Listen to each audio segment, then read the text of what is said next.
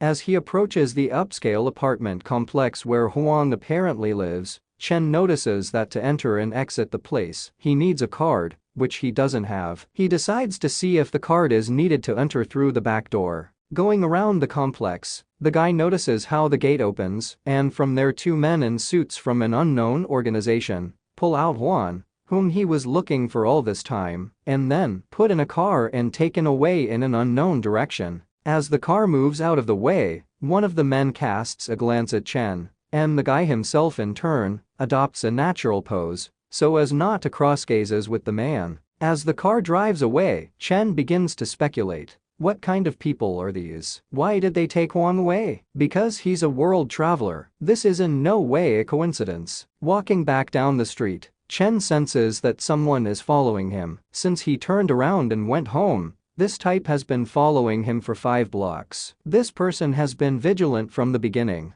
The guy stopped, pulled out his phone and pretended to talk, warning the person he was talking to that he would be back late tonight. The man chasing Chen passed by, after which the young man changed his direction. As Chen approached the traffic light, he noticed something strange again. The person standing to his left, he saw at the main entrance of the apartment complex. This was no coincidence. All of this could only mean one thing: cross-tracking. What kind of organization is this? So well-trained, so concerned with issues related to world travelers. It turns out Chen wasn't in the first batch of travelers, most likely the second or even the third. Even if some organization found out about the travelers today, they wouldn't be able to react so quickly. These people are well trained for this job. Realizing that if he did nothing, he would be caught, Chen prepared himself to wait for the right timing to escape. There was no way he could make a mistake. The traffic light has turned green for pedestrians, a crowd of people crossing the road. At the same moment, blending in with the crowd, Chen abruptly turned around and leisurely walked towards the park,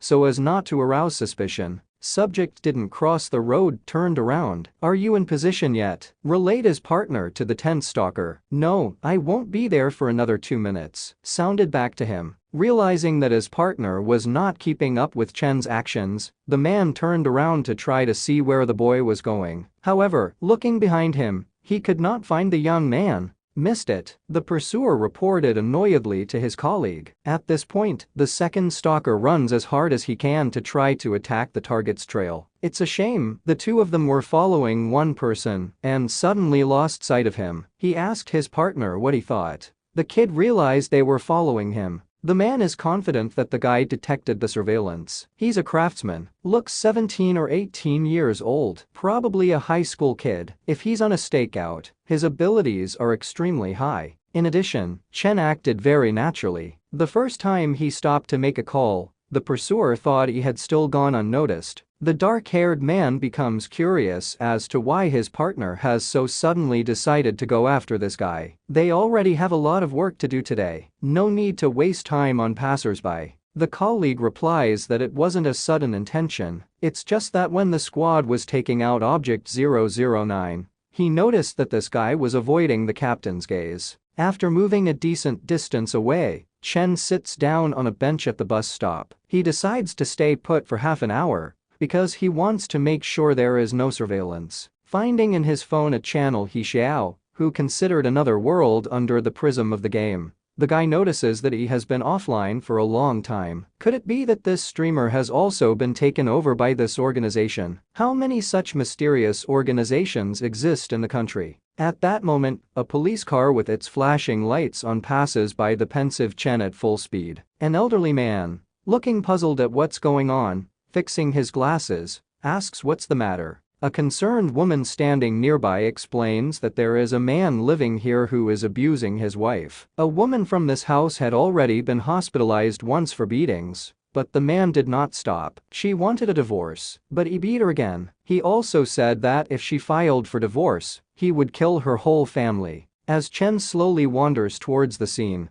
the old man asks her what happened this time. Did he beat his wife again? But something seems to have happened to the man. That's right, this time, the wife beat the husband. He had had too much to drink, came home in the evening, and started to maim her again. However, the result this time was quite different. There are many who have traveled between worlds, and his wife seems to be one of them too. First she was beaten, she didn't dare to resist, but before she lost consciousness, she broke both his arms with one blow. It's a shame the little girl in their family had to see this. She's too young for that. The moment Chen walked into the poorly lit alleyway where the daughter of this family was sitting alone, the girl turned around to look at brother, uttered the girl with tears in her eyes, looking hopefully at the boy. Over the past 2 years, Chen had seen these mother and daughter sitting downstairs many times, hugging and crying. This girl's name is Li Tangjin. When her parents fight, she comes to hide at the boyfriend's house. He remembers the first time he cooked her fried rice with soy sauce. As soon as this man sees his wife talking to others, he immediately beats her at home, but now he's gotten what he deserves. Looking at Chen in tears, the crying girl tells him that her mom told her to go and stay at the guy's apartment for a while. She knocked, but the young man wasn't home, so she came here. Leaning over and stroking her head, the guy asks the girl if she is hungry. If so, he can make her some fried rice. However, at the same moment, Chen heard the familiar noise of an SUV's engine nearby. Upon entering his apartment with the girl, the guy immediately slammed the door shut and locked it. While his guest perplexedly asks him what's wrong, he runs over to the kitchen window and shuts it. Turning around, Chen, without showing excitement, replied to the girl that nothing much was going on and simply asked her to be quiet. A very familiar car pulled up next to his house. Carefully peeking out from behind the curtain, the boy began to observe what was happening outside. At the same moment, 2 people got out of the stopped car. Those are the people in the SUVs that Chen saw in the Central Park. They came here so fast. Suddenly one of the men glanced at the window from which the young man was watching them. But Chen was no longer there. The curtain was completely closed. When his partner approached and asked his tense colleague what had happened, the man replied that he was just looking around. It felt like someone was looking at him. He must have just been too nervous. After saying that, he offered to get down to business. If Tunyan's mom is taken away, the situation will not be easy. Father is beaten and lying in the hospital. A mysterious organization has taken the mother away. What can Chen do after that? There's no way out, so we'll have to improvise. While the girl still doesn't understand what's going on, Chen walks to the front door and decides to listen to the sounds behind it. There's no movement. If someone was actually being taken away,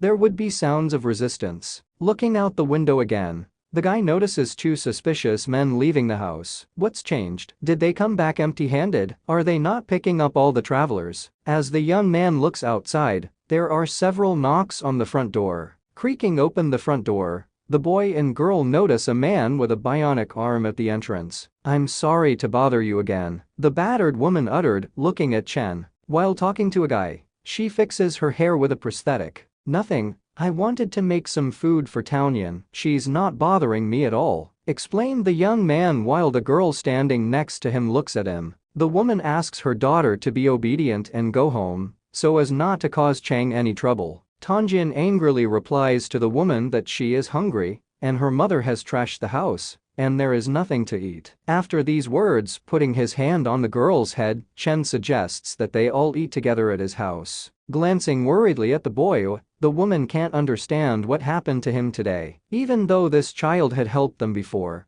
he had never shown such initiative. Justifying his strange behavior, Chen explained that he was very interested in world travelers, and so he wanted to ask a few questions. He then asked the woman how he should address her. Jiangshu, his mother answered him, still standing with her daughter on the threshold of the apartment. The boy explained to Shu that he wanted to ask about the inner world and wondered if she was comfortable talking about it. Once inside the apartment, Tunanyan pulled her mom by her bionic arm behind her. Apologizing for the inconvenience, Shu and her daughter entered the apartment. The woman explained that there was nothing inconvenient about the conversation and allowed Cheng to ask her anytime. Looking at her, the guy wondered if such a weak person could survive in such a cruel inner world.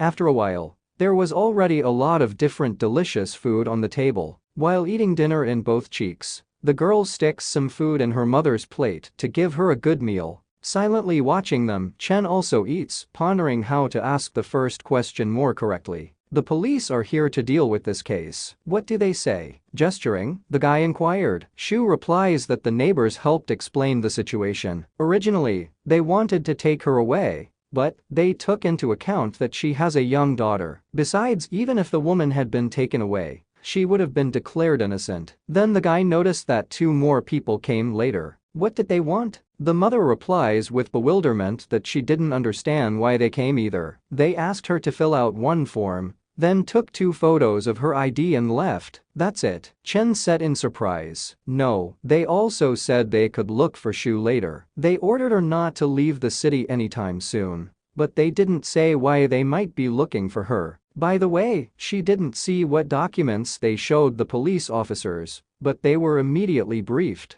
They don't seem to catch all travelers, plus they have official paperwork. It's not as crazy as it looked at first glance. Looking at the woman, Chen asked Auntie Jian what her role in the inner world was. Where did those 2 hands come from? Shu says that she opened her own hospital in City 18, actually fitting other people with mechanical prostheses. However, she didn't know anything when she got there. When some person came to install a prosthesis, she could only say that this prosthesis was not in the hospital. Those hands appeared as soon as she entered the other world, and when she came back, they hadn't disappeared. Chen says that a traveler told him about Prison 18. He decides to ask the woman where it is located. Shu replies that this prison is on the outskirts of the city of 18. It is quite famous. It seems to be a place designed to hold criminals, a prison of the highest level of the Federation. The boy wondered what else Aunt Jian Shu knew. Shaking her head guiltily, the woman explains that she's only been in the inner world for 2 days and hasn't really figured anything out. At this moment, while eating rice, interested in the conversation, Tanjian asked her mom what the name of her hospital was. Jianshu Mechanical Hospital, replied the woman, and then asked her daughter why she wanted to go there. Turning away and closing her eyes, the girl explained that she was just asking. Shu asks the young man sitting across from him why he is so interested in the business of travelers. Chen replies that he too wants to see another world. He is very jealous of the people who have been there. The woman explains that that world is very dangerous for all people, except those belonging to the Li, Chen, King, Kamishiro and Kashima corporations. The rest of them are in dire straits every day. Worse than the outside world. Without answering her anything, Chen continued eating the rice. When Shu decides to help the young man clean up, Chen asks her what she plans to do next. Abruptly stopping wiping the table, the woman explains to the guy that she wants to take Tanjian away and stay for a while at her grandmother's house in Jing City. They'll go tomorrow. Then they will return to visit her father in the hospital with his daughter. Looking at the woman, Chen notices that there are a lot of people traveling to Zhang City every day, and it won't be easy to buy tickets. He offers to do it for her right now. However, Shu experiences an error when trying to issue a ticket online. It's just as Chen expected. A warning is a warning, but she's actually banned from the city. After unsuccessfully buying a train ticket, Jianshu tried again but failed. This mysterious organization must have connections at the top. Chen doesn't want to be confined to this city, so no matter what their goal is, the guy better not reveal it yet. As Chen took a seat on the couch next to Tanjian, who was watching television while hugging a pillow, the girl noticed that the young man had never looked so directly at her mother before. "Didn't you invite your mother into the house because she's very pretty?" Leaning toward the boy, the girl whispered. Chen asked her to stop making things up, but she didn't stop. Her mom is indeed very beautiful, so also a fine arts teacher at Baima High School. Walking over to them and holding the young man's jacket in her hands, the woman turned to Qing Chen. She found a couple of dirty clothes and will take them to wash. She explains that it must be hard for the boy to live here alone after his parents have separated. She asks the boy that if he has dirty clothes in the future, he should take them to his aunt. The aunt will help him wash them. The moment the guy tries to object, the woman takes her mom's satisfied daughter and leaves the apartment after saying goodbye, telling the girl that Qing Chen's brother still has homework to do. As they walked out and locked the door behind them, Chen remained standing shocked and staring at the exit. The classmates are still discussing the events with the travelers. Even Jiang Shu's incident had become a topic of conversation among the people of Luo City. Yi Xiao has yet to release new strategies related to the inner world. With a sad glance at the phone, Chen realizes that there is still no news from his mom either. But as soon as he thought about it, his mother called him. After picking up the phone, the boy hears from his mother that she has already sent his father money for living expenses. The boy explains to his mother that he has to pay for his textbooks this week. She replies that Hao, her son, has a fever, and she will not be able to visit him for the weekend. She then wishes her son good night and asks him to keep up with his studies. Okay, uttered the frustrated guy, then dropped the call. Chen is glad that his mom finally called him, but she doesn't seem to remember that he's been skipping class. But none of that matters now. 7:20 a.m. There are 20 hours and 40 minutes left on the countdown. Going out for his morning run, Chen noticed that to his surprise, she had washed all his clothes. Jiang Shu's aunt is a very hard worker. Looking out of the window, the woman called out to Qing Chen. He made rice porridge and invited the guy to come upstairs to have breakfast. As she runs past, the young man waves at her and tells her he's not hungry. He hasn't seen someone treat him so nicely in a long time. It's a little unusual. After taking a bite of the candy bar, the kid, dressed in his uniform, heads to school. At the entrance of the language school, Chen notices that all the students are acting strangely and all running in the same direction. Extending his arm forward, the young man grabs the wrist of Genshin, who ran past. "What's up? Are you going to buy the high-tech nanosocks sold by the group of crooks you joined yesterday? Or ask for big money from rich ladies?" Chen asked, holding his hurrying friend's hand tightly. A classmate asked him if he had read the class group in WeChat. Someone from the parallel turned out to be a traveler. He's just now in the study. A concerned guy asks his friend how they knew that. Yesterday, there was no one with mechanical limbs in the parallel class. Genshin explained that the guy was trying to hide it. He put up with it all day, but finally last night when talking to his classmates, he couldn't help himself and told them about the timer on his arm. What's the deal? There are so many world travelers at the Luo City Language School. There are more than 20,000 people in one institution, and there are already known to be 4 world travelers in this school alone. Then how many are there in the whole country? Suppose travelers were found in 19 cities, then their total number is not small either. Chen is afraid that others will find out about the rule that travelers are limited to a few cities. Will people from all over the country flock to these 19 cities and hope that they will also become the 3rd, 4th, 5th batch of travelers? That may not be the case now, but when a 3rd batch of travelers comes along and confirms this hunch,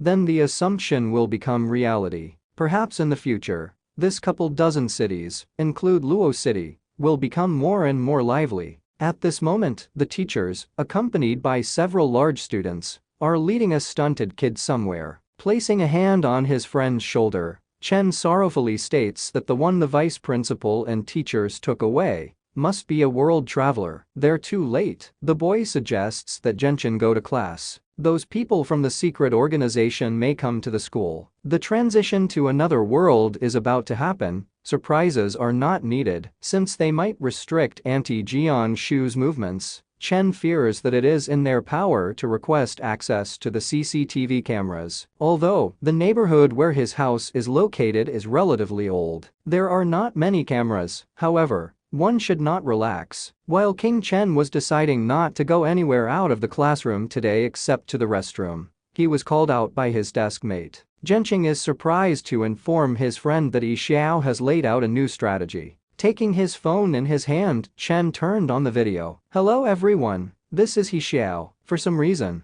I wasn't able to post a new video yesterday. Today's strategy is an addition to the internal world review, fighting for the shadow seat of the Qing Corporation. Qing Corporation is one of the top 5 largest companies in the domestic world. Shadow is a person of the Qing Corporation who has power in the shadow world. It is said to be a tradition that the Qing clan has followed for over 1,000 years. From time to time, a new shadow is chosen, and the struggle between the outstanding sons begins. Choosing a new shadow is extremely revitalizing to the entire inner world. There are currently 8 known candidates for the shadow seat, each with a unique talent. King Huai, King Wen, King Shai. But there is another person who is very mysterious, and I still haven't established his identity. Breathing out a sigh of relief, Chen realized that this must be the reason why he appeared in prison number 18. There are just over 6 hours left on the countdown. Glancing at Genshin, the guy notices that his excitement is literally written all over his face. If the Scoon really goes to prison number 18, then Chen will help him at the risk of being discovered. Suppose if you cross the border of worlds tonight, you have to be careful. You saw what those people on the internet said. The inner world isn't safe. Standing up from behind his desk and throwing his backpack behind his back, Chen muttered to his worried classmate. In response, Genshin, stammering, explained that he was not a traveler. Walking out of the classroom, Chen asked his friend to just keep this in mind. The fact that he can keep it a secret until now shows that this guy has some ideas. It was late evening of the same day. Opening the front door of the apartment where Chen lives, Shu stood at the threshold and waved her hand to greet the guy. "Did you want something, Auntie Jian Shu?" the boy inquired, greeting the woman. She responds by explaining that the young man knows she's a traveler, and the countdown is about to end. A worried Shu explains that the inner world is very dangerous, and she's not sure she can go back. She asks the guy to take care of Taoyuan if she doesn't come back tomorrow. Chen doesn't understand why the woman is saying that. He tries to cheer her up, reassuring her that she'll make it back in one piece. Shu explains to the puzzled guy that he doesn't know how dangerous the world is to comfort her like that, but she knows it very well. Looking doomedly at her feet, she explains that without experience in the Big Five, a human life is worthless. She doesn't ask the young man to look after Taoyuan for long. Tomorrow, her grandmother will arrive from Jing City. With a smile, Chen promises to look after her daughter, but he still hopes that she will be alright. Shu exhales a sigh of relief and thanks the young man. Holding out the key to her apartment to Cheng, the woman says she'll leave this with him. If he needs anything, it will be handy to open the door. After giving the guy the key, Shu closes the door behind him and goes to his room. You could say it's trust in me. Looking at the key in his hand, Chen thought.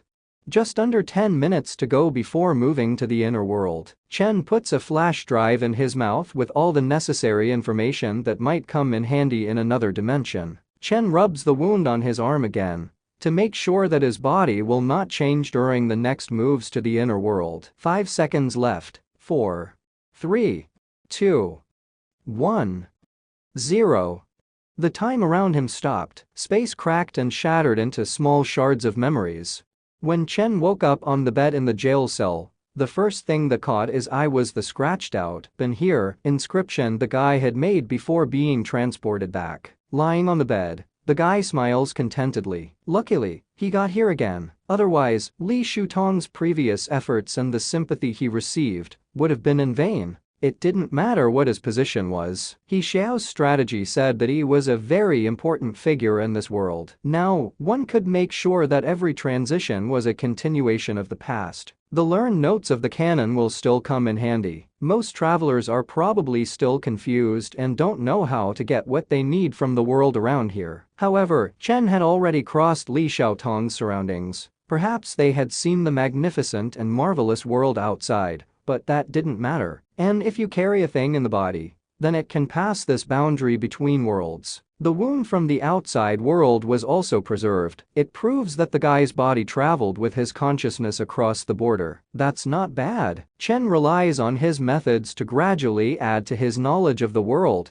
and the mechanism of crossing worlds. The guy doesn't know why, but compared to the alien outside world, he even thinks he misses a little of the prison noise he hasn't heard in the last 2 days. The limit is still 2 days. Will the duration of the countdown change? Could it increase or decrease in the future? When the guy came out of his cell, the 2 prisoners who had tried to intimidate him on his first day in prison were walking towards him. Shuten is also sitting at a table with a spread of Xiangqi's batch. standing nearby. Xiao, noticing Chen waking up, greets him. The prisoners around the boy look at him with envy. After all, he was personally honored by one of Li Shutong's 2 cronies. Feeling the prying eyes on him, the young man turned to the men standing behind him, glaring menacingly at them. Spreading out in front of him, the prisoners began to excitedly discuss the gesture of greeting that Chen had thrown back at them. Walking off in a different direction, a new group of people were to be escorted out at midnight last night. The second group of travelers should have already entered the inner world. How should Chen detect them? If they really are there,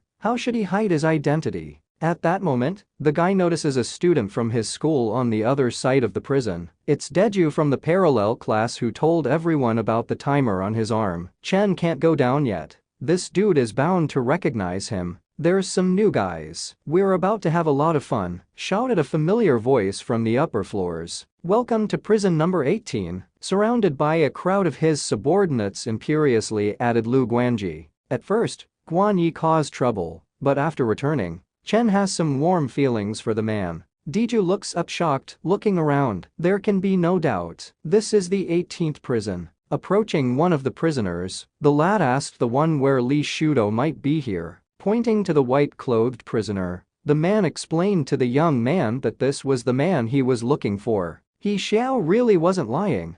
The character of this man really resembles that of a boss. Standing in silence and stillness beside his boss, Xiao yawns with boredom.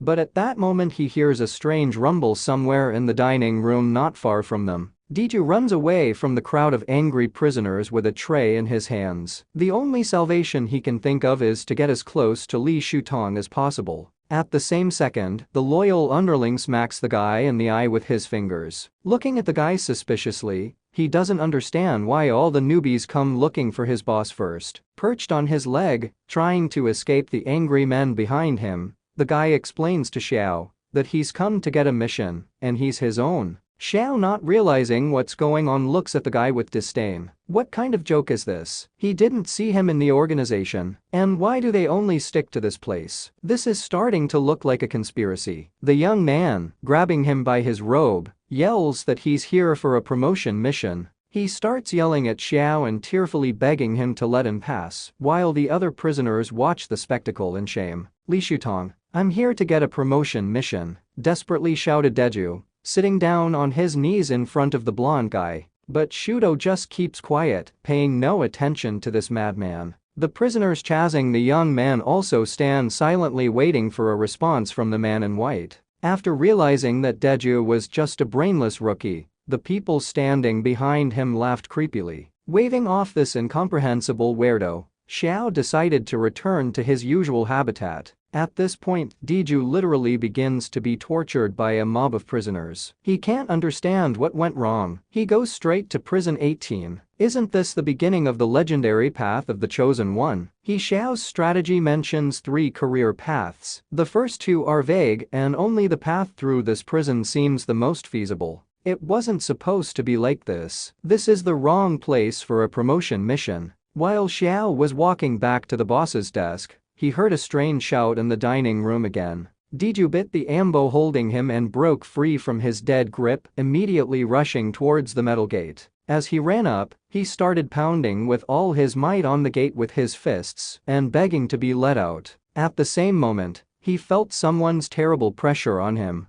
Several drones flew up from behind, and a robotic guard came up, aiming all weapons at the young man. Walking through the upper floors of the prison, Chen looks at this strange situation. Is this guy crazy? Having just arrived in the new world, shouldn't you observe the situation first? Looking around, Xiao asks his boss if he thinks things have been a little weird lately. The day before yesterday, a guy went crazy saying something about Luo City, acting like he was the heir to some corporation. Today, this fool came over to get a promotion mission from him. What kind of mission is that anyway? While Xiao's trembling hands try to surreptitiously pet the cat, Xiaotan, sipping his tea, remarks that this is all really strange. The cat immediately opened her eyes and snarled menacingly at the blonde. Startled, awkwardly scratching the back of his head, Xiao wondered where Qing Chen was. Yesterday, after coming down for dinner, he was quite active. Why is there no sign of him today? At this time, without drawing attention to himself, Chen blends in with the crowd of Lu Guangji's subordinates,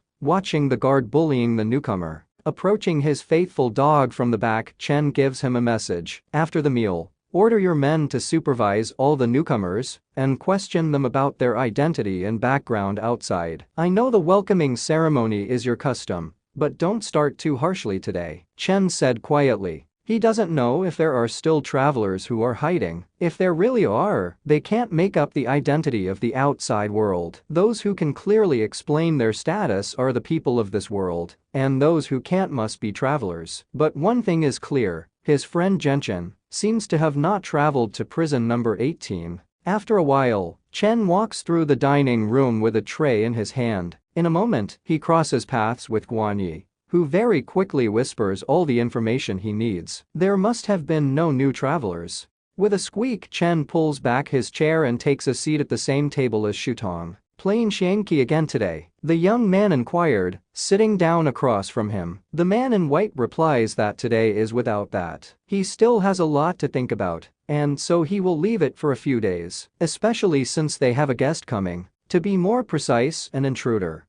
Pretending not to know anything, Chen asked Shouten, who was stroking a cat, what kind of commotion had been going on in the dining room recently. The guy himself was considering something while eating his breakfast. The one that Li Shutong could call an intruder was definitely not an ordinary person. He doesn't want to interfere with something he can't control right now, so there's no point in asking for details. In turn, the man in white answered the question he had asked earlier. He does not know what it was, so the crossing of worlds confused Shudo. This was probably the first time he had encountered such a situation. Deju, the fool, after reading He Xiao's manual, really treated him as a game NPC. There are 37 hours until we return to the outside world. At that moment, the main gate of prison number 18 began to open with a rattle. On the other side of the gate, the huge feet of a man showed.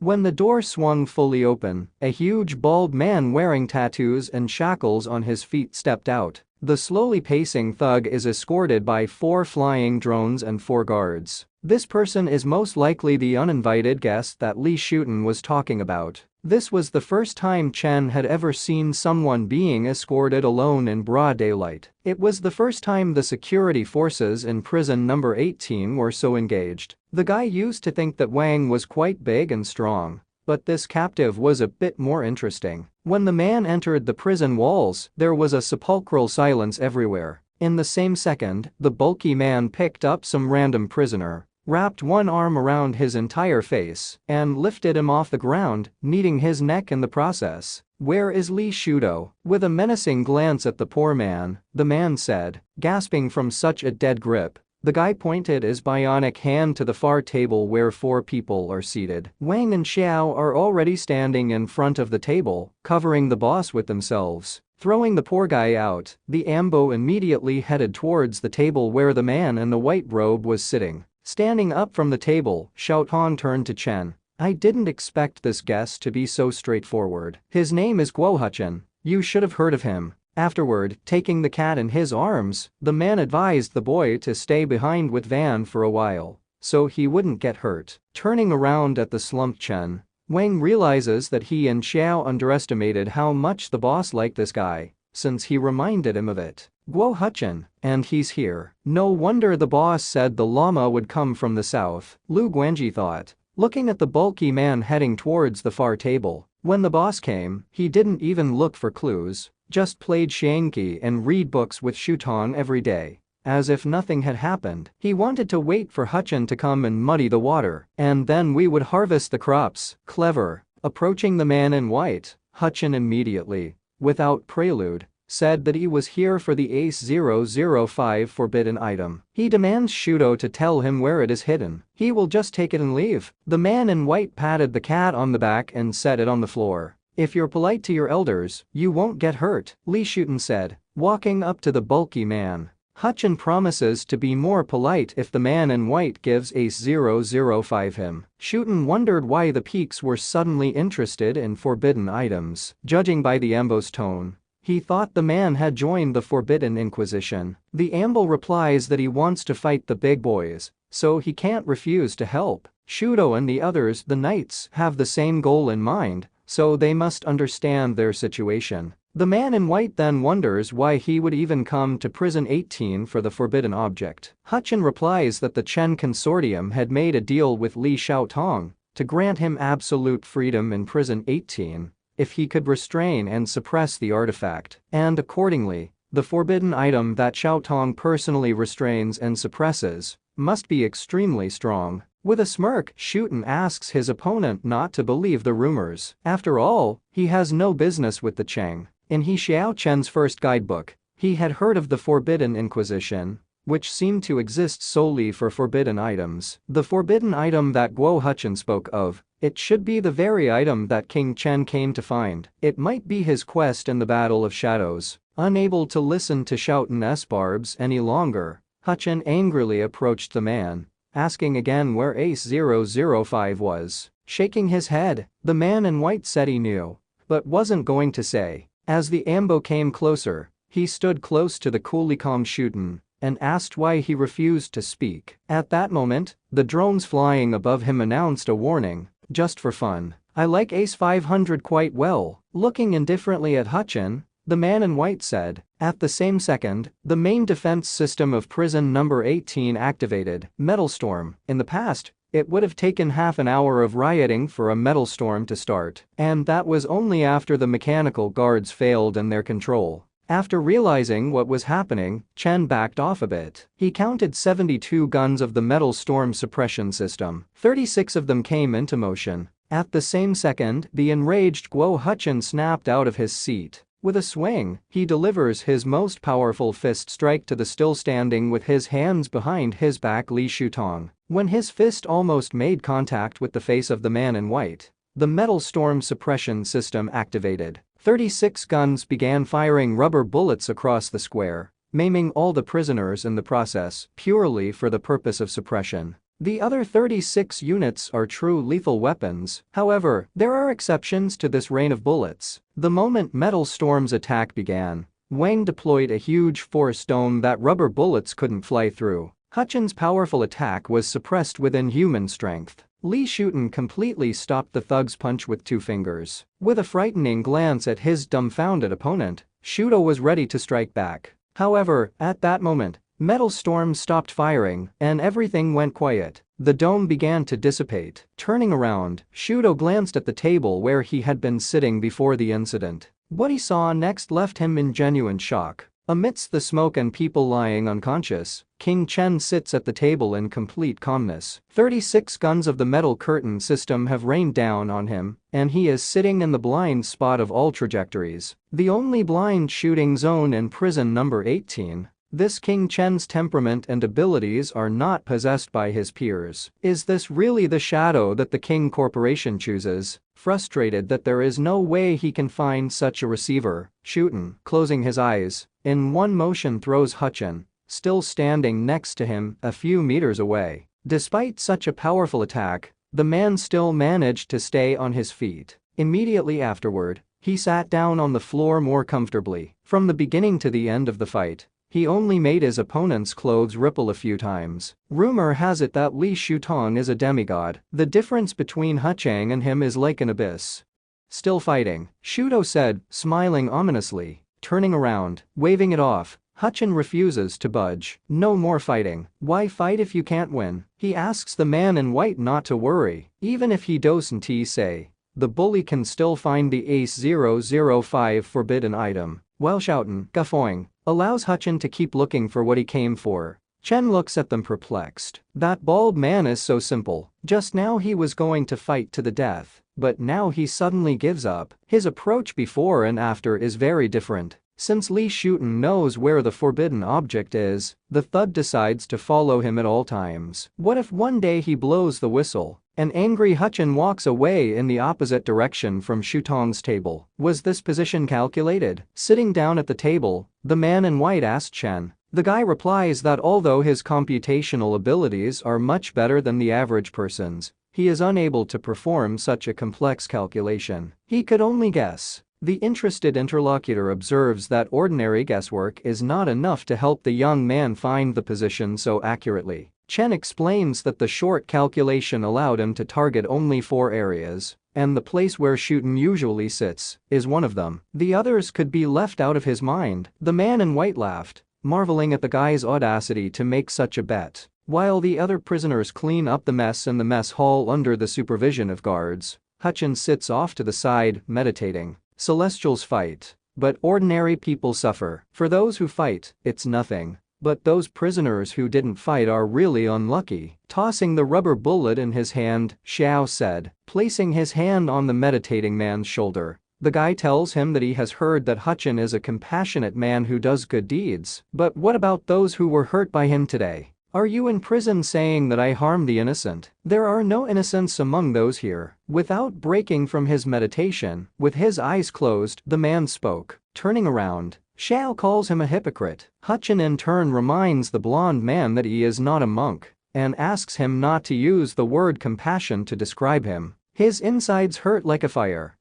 Walking up to Wang, Xiao smiled strangely somehow. At the same second, the force barrier created by Wang appeared. Hutchin realized that the guy who wasn't hit by the bullets was also one of them. Walking up to Chen, Xiao winked at him and told him not to worry. He could say anything now. He wouldn't be heard through the dome. Shooten tells the young man that he saw Lu Guanji questioning those people during the welcoming ceremony in the morning. He asked the boy if he had told him to do so. Why interrogate them?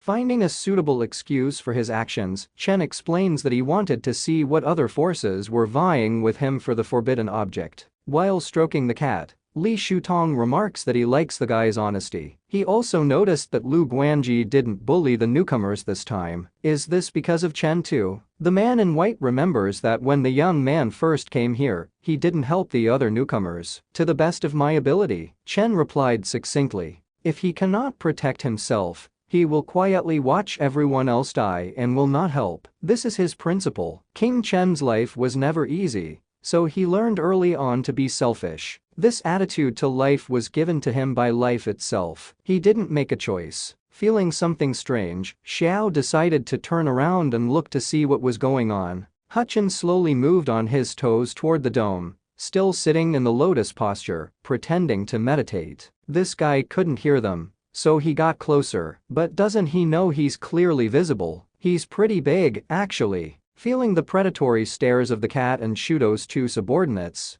the bulky man realized with annoyance that he had been spotted. Standing up on his toes again, Hutchin stomped back to where he had been sitting before this ridiculous incident, as if nothing had happened.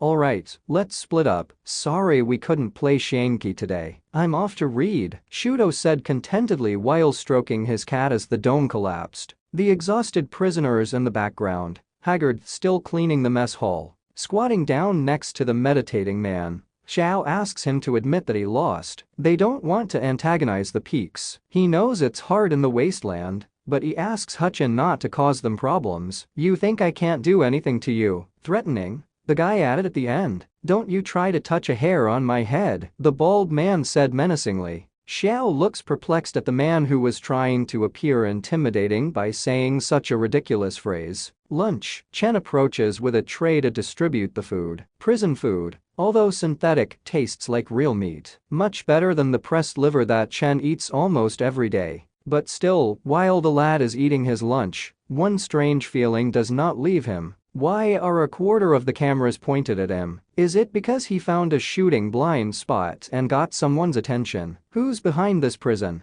Sitting down next to him, Xiao tells the young man that the boss just told him to tell the cook to replace this meat with real meat and give Cheng as much as he wants. When the guy asked why the honor, the blonde replied that it wouldn't be long before Chen realized that maybe it wasn't as good as he thought it was. Already in the cell, standing at the sink, the young man realized what Xiao was talking about. The meat he'd eaten had made his mouth very dry for some reason. On top of that, he was terribly sleepy. That feeling again, just like the day he'd spent the first night in this place. Chen lay down on the bed and at the same moment passed out like a murdered man.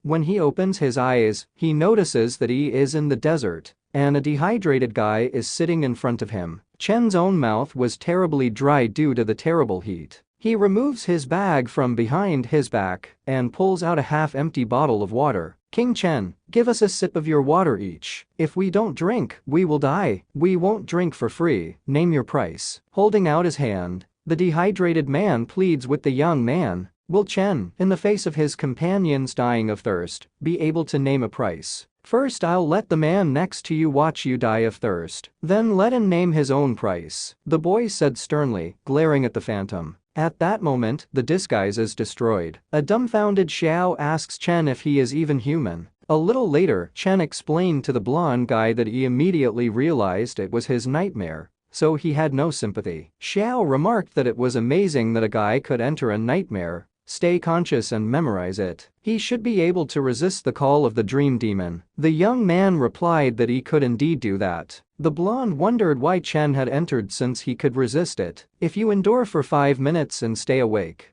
you will get rid of the sleep demon's call. In fact, the guy guessed that Xiao had something to say to him. That's why he came. So, what do you want to test this time? Looking at the smiling blonde man with interest, Qing Chen said.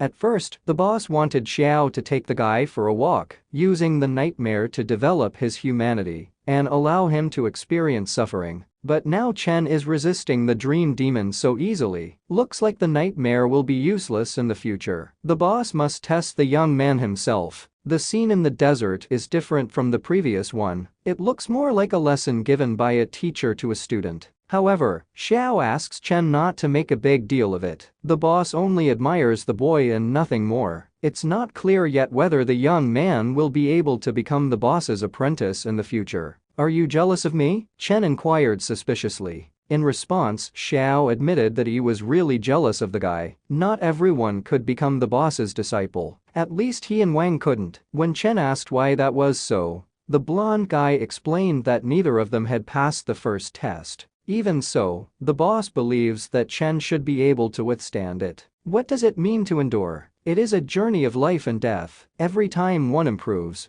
one must go through a desperate situation and suffer. Then why Chen? Because Li Shutong said that he has the courage to fight and survive at all costs. If one must suffer, then why is Xiao still jealous? This is a path of perfection with unlimited potential, but for him and Wang, the upper limit has already been determined. Although this path is full of suffering, but only by going through painful experiences can one rise higher. Alright, by the way, how old is Mr. Shutong? Chen asks interestedly. The guy doesn't understand how time works in crossing worlds. His physical body continues to live when time stops in the outside world. If he divides his life equally between the two worlds, does that mean he will age faster than people in the outer world? Also, can Shuto's abilities go beyond the ordinary and increase life expectancy? 52 years. Without delay, Xiao replies. The young man was greatly surprised by this. After all, Xiao Tong's appearance is only about 35 years old. Noticing the expression on the guy's face, chuckling, the blonde man remarks that Chen looks like he hasn't seen anything in his life. Xiao wouldn't be surprised if a man like the boss even lived more than 100 years. He and Wang have been watching him since they were kids, and he hasn't seen Shutong change in any way over the years. Chen asks his interlocutor, lying down on the sand, why they followed their boss. Xiao, looking up at the starry sky, replies that they have no reason. He, Wang, and many others are all orphans. You were born in the King family, so you don't understand how cruel life is outside, or how easy it is to become an orphan. Maybe your parents met members on the way and got into an altercation. Maybe there was a chemical leak at the factory where they worked. Maybe were hacked while connecting to a virtual network using neural communication. And then you can't pay your property taxes, and the insurance company refuses to pay the settlement. Then the bank takes your house and throws you out on the street. Nobody cares if you're dead or alive. At this point your life is already bleak and hopeless, and the club wants to bring you in as a child courier to transport illegal drugs, torture you even more brutally, and then videotape you to sell in the virtual world for money. It is at this time that a person appears before you and says to you, come with me, I will give you a new life. Whoever he is, you will definitely go with him. Looking at Xiao looking up at the sky, Chen realizes that the suffering in his life is nothing compared to them. Why did he take you in? The guy inquired.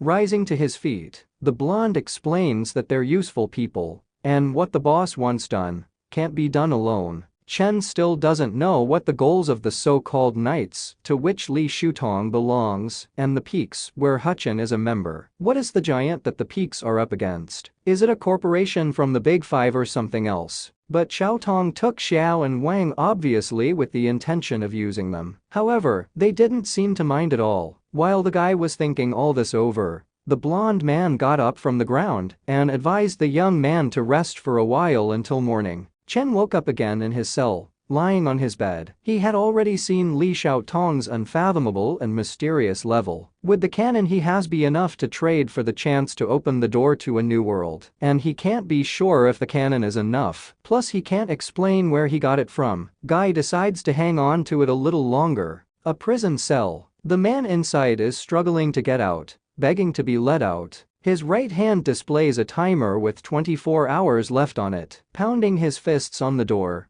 he begs to be let out and screams, unable to understand why he is locked in here. Desperate, the guy crouched down on his knees, continuing to beat his fists weakly on the door. Others in the inner world have a great life. Mechanical limbs, club members and stuff like that. You can't understand why he became like this when he got here. What will he tell his classmates when he returns to the outside world in 24 hours? Will he say that he successfully moved like a prisoner? Huddled in the corner of the shoe and sobbing, he realizes that he shouldn't have bragged to everyone before he came here. 16 hours and 20 minutes to move back. Li Shudo puts a pawn on the game board with a thud. During another game of Xiangqi with Chen, the man in white notices that after the guy told Lu Guanji to observe a sense of proportion, there are fewer sobbing rookies in this prison. However, the other two factions in the prison are already very dissatisfied with Lu Guanji. Shifting his figure, Chen replies that he is aware that usually the three factions take turns to hold a ceremony to welcome the newcomers, which is considered to be everyone's entertainment. Now that Lu Guanji has taken this matter into his hands, it will inevitably cause resentment from those around him, but the young man believes that he is capable of handling it on his own. Did you ever think that these newcomers might not be grateful to you? Xiaotan inquired of the fellow. In reply, Chen uttered a very wise thought. When you meet a beggar on the road and throw him some change, that change isn't really enough to lift him out of poverty, but you are buying a little inner peace and joy. Not expecting such a reasonable answer, the man in white chuckled contentedly. At that second, some bulky guy landed like an asteroid behind the chair standing next to Chen. The young man glanced suspiciously at his new neighbor, and Shudo closed his eyes indifferently, pondering the next move in the game. If you can't win, join in. Holding a piece of meat with his chopsticks, Huchen explains that he could be considered a respected man in the Peaks. However, the people sitting at this table eat real meat, and he is given synthetic meat. Is this any way to welcome guests? Xiao replies to the brash thug that he is not like them. He suggests he fight the boss one more time. If he wins, they'll give him food. Huchen responds by saying that it's not always worth fighting and killing. It's not a good thing to do. Besides, it's clear with these three. But why is that chess player also eating real meat? Pointing his chopsticks at Chen, the man asked. He's only an ordinary person. At the same second, Huchen stuck his chopsticks into the meat on the guy's tray. As he approached him, the bulky man leaned over to the young man and ordered him to go and get another meal and give this portion to him. Without answering anything, Chen coldly looked into Huchen's eyes. The guy noticed that Xiaotan is just sitting still and indifferently sipping his tea. He definitely wants to see how Chen will handle this. When the young man sighed, Huchen, laughing, patted him on the shoulder and pushing his portion back to him, pointed out to everyone that the kid had refused his own food. Chen sat silently, not answering anything and closing his eyes. The thug explained that he would not be ceremonious in such a case and brought the meat to his mouth. However, the world in Chen's mind came to a halt. Concentrating, the guy began to go through all possible variants of further development of the situation, remembering everything that had happened recently and using his phenomenal analytical skills. He eventually found the most effective way. Lu Guanji, Chen shouted out at the same second, beckoning to his loyal subordinate. In the same second, Guan Yi found himself kneeling in front of his boss and asked what business he had with him. I'll call out the numbers of 8 men, and you bring them in." Without looking at his faithful dog, the young man spoke confidently. Within minutes, all these people were already standing around Shudo's desk. Hutchin tensely stares at them, unable to answer the guy anything while shouting, sipping his tea, chuckles. "These 8 people are your men," Chen said, looking at the shocked thug.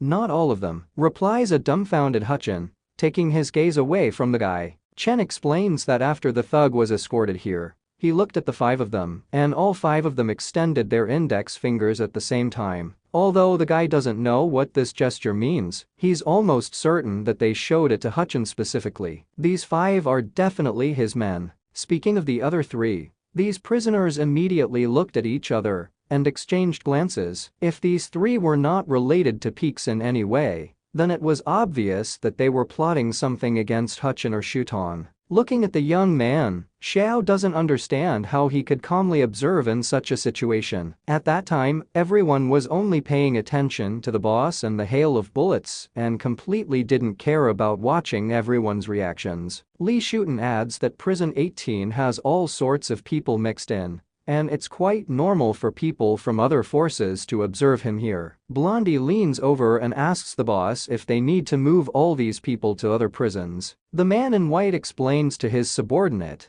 that transferring 8 people for no reason will give the world outside reason to suspect him of something. He asks Van to isolate all 8 and to interrogate the 3 of them who are not peaks, one by one, to find out who sent them. At the same second, Lu Guanji runs up with a new batch of prisoners, solemnly pointing at them with both hands. Staring at the blonde confidently, Cheng becomes curious to observe his reaction from watching the show he put on. Covering his mouth with his hand, Xiao leaned over to his boss and dumbfoundedly reported that this kid had found all their men in this prison. Looking at the young man, Xiaotan quite observes that although Chen is not yet superhuman, his ability to memorize and analyze is unmatched by many extraordinary people. Still holding the meat sticks to his mouth, Hutchin realizes that Chen is not one of the knights, as Li Shuton addresses him very strangely. The thug inquired about this child's name. "Qing Chen," the man in white replied. "King?" A shocked Hutchin asked in bewilderment when it was the knights who started cooperating with the King Consortium. Without looking at the stupid interlocutor, Shutong asks if a person with the King surname is obliged to be part of the family. Even people in the King family can't stay in the King family for the rest of their lives. Isn't there a very famous person with the surname King in the Wild Territory? Glancing suspiciously at the indifferent boy, Hutchin finds no words to reply to the man in white. "Brother Qing Chen, what is your impression of peaks?" Friendly sliding a tray of food to the guy, smiling, the bulky man inquired. "Not really," Chen coldly replies, glaring menacingly at Hutchin. Judging from his personality, he has come to compete with the guy for a forbidden item. Therefore, the young man decides not to be friendly with him. As they are having this conversation, there is a rumbling sound behind them. 3 of the 8 prisoners brought in by Lu Guanji, who were about to be interrogated, are dead lying on the floor. With a rag opening the dead man's mouth, one of Li Shuton's subordinates checks to see what the cause of their sudden demise is. After thoroughly examining everything, Wang informs the boss that it was a poison capsule hidden in the back molars. "When you open your mouth, you can smell a faint odor of bitter almonds. It's cyanide." Turning around on their corpses, Hutchin once again confirms that these 3 are not from his peak. "Suicide bombers. This is a bit unexpected," Shudo said with a smirk on his face, continuing to play Xiangqi as if nothing had happened. Chen turned around and looked at the corpses of the people just standing alive beside him. The boy was imperceptibly shaken with fear. Whether it was the outside world or the inside, this was the first time he had faced death directly. Here, after all, is a world where wild beasts run rampant. 15 hours and 22 minutes to relocation. The grave robots wrapped up the prisoners' corpses and took them away. Glancing at the boy, Shudo notices his concern and how he is trembling slightly. "Is this the first time you've seen death?" the man in white said coldly, looking at him. Not daring to reply anything, the shocked Chen nodded in awe. "Are you afraid?" Throwing a stern look at the boy, Shudo asked. "A little," Chen replied without looking at the man. His teachers taught him what a function is, and what a subject, predicate and complement are. His parents taught him how to use chopsticks, do his laundry, and take care of himself. But no one taught me what death is. It is only when you see it with your own eyes that you realize how shocking it is when life disappears before your eyes. You know, every person has two lives. The second life begins when you realize that there is only one life. From that moment on, you start telling yourself about the importance of time, and you clearly realize how much time you have wasted. Chen decides not to lose control. The more afraid you are, the more you need to stay calm. He needs to examine his past, and he needs to consider his future. Moving a piece on the playing board, Li Shutong remarks that there is a good chance that the 3 suicide bombers have come for him. So since Chen helped him find them, the man in white is now in his debt. He allows the boy to trade that debt for one thing, then he asks what the boy wants. Taking advantage of the situation, Chen asks to see a list of members of the Li Consortium, which Li Shuten is a member of. With a smirk at the guy, the man in white wonders why the guy didn't ask for a way to become superhuman. There aren't many people in this world who can make him owe it to them, but the young man is the only one who doesn't really cherish this opportunity. Chen explains that the way to become superhuman cannot be equated with the value of the secret at all. He doesn't think it's worth it. Moreover, when the time comes, Li Shutong himself will give it to the guy without exchanging it for anything. The man never ceased to marvel at this boy. He tapped his pawn on the table contentedly. The man in white notices that Chen is much smarter than he thought. He's also more patient and reserved, but he is right. Some things cannot be exchanged. The young man will get them when the time comes, though Shouten is still a little disappointed that the boy didn't see blood. However, maybe it was for the best. If Chen had disdain for life, it wouldn't be interesting. Then, with a wave of his hand, the man asks Xiao to bring the list. As the subordinate ran off, Shudo added that he was curious as to why the boy needed the list. The young man lowered his eyes and hoped he didn't have to answer that question. After giving Cheng free rein, the man in white agreed not to ask about it again. It's just a favor. He can do whatever he wants with it. Toward evening, Chen returns to his prison cell. At first, he thought Xiao would come to test him with the sleep demon again today, but he didn't show up. Perhaps Li Shutong thinks that there's no need to test the guy anymore. The young man vaguely feels that he is getting closer and closer to the path of the superhuman. This time around, the anticipation of returning to the outside world this time is not as exciting as the previous few. All because Chen had seen with his own eyes what death was like. When the guy fell asleep, space shattered into small shards of memories, and the process of transferring body and consciousness between the two worlds began. Pet the cat.